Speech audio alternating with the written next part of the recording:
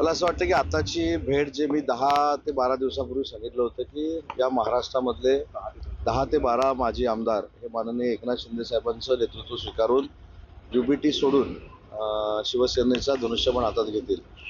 त्याचसाठी आज माननीय साहेबांकडे, शिंदे साहेबांकडे बैठक होती. आमच्या जिल्ह्यातील राजापूर, संगमेश्वर, आपलं राजापूर, लांजा, साखरपा मतदारसंघाचे आमदार राजनजी साळवी, माजी आमदार, त्यांच्या संदर्भातली आजची बैठक होती. या बैठकीला मी होतो. त्याच्यानंतर राजापूर, लांजा, साखरपा मतदारसंघाचे आमदार किरण भैया सामंत होते आणि स्वतः राजन साळवी साहेब होते.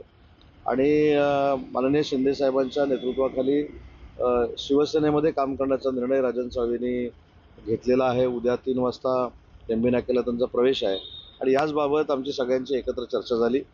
जे काही सूत्रांच्या हवाल्यानं तुमच्यापर्यंत पोहोचवलं जात होतं की सामंत बंधू नाराज आहेत, सामंत बंधूंनी खोडा घातला. आज तुमच्या लक्षात आलं असेल की सामंत बंधू आणि राजन साळवीच एकत्र शिंदेसाहेबांच्या घरी होते. त्याच्यामुळे आम्ही सगळ्यांनी सांघिक म्हणून हा निर्णय घेतलेला आहे आणि उद्या राजन साळवी साहेब शिवसेनेमध्ये धनुष्यबाण हातात घेत आहेत.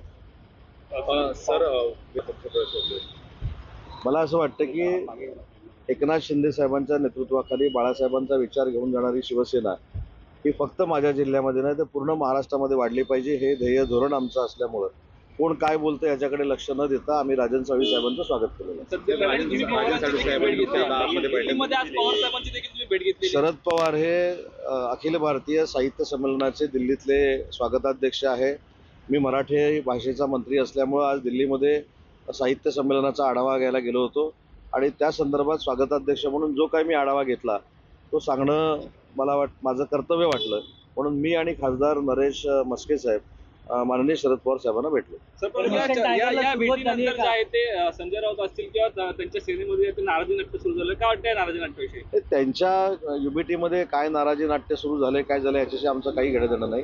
शिंदे साहेबांच्या नेतृत्वाखाली शिवसेना महाराष्ट्राच्या तळागाळापर्यंत पोहोचवणं, धनुष्यबाण तळागाळापर्यंत पोहोचवणं आणि माननीय एकनाथ शिंदे साहेबांचे हात बळकट करणं हाच आमचा सगळ्यांचा उद्देश. सर, त्या भेटीवरून टीका झाली. त्याच भेटीमध्ये ठाकरे गटाचे असं वाटतं की काही प्रकाशात आलेले आहेत, काही अजून प्रकाशात आलेले नाहीत. मला असं वाटतं की त्यांनी जो काही निर्णय घ्यायचा आहे युबीटीच्या खासदारांनी ते त्यांनी लोकशाहीतला एक भाग म्हणून निर्णय घ्यायचा आहे. परंतु मी मगाशी जसं सांगितलं की आमच्या सगळ्यांची प्रायोरिटी ही आहे की कुठच्याही परिस्थितीमध्ये शिवसेना धनुष्यबाणाची वाढली पाहिजे.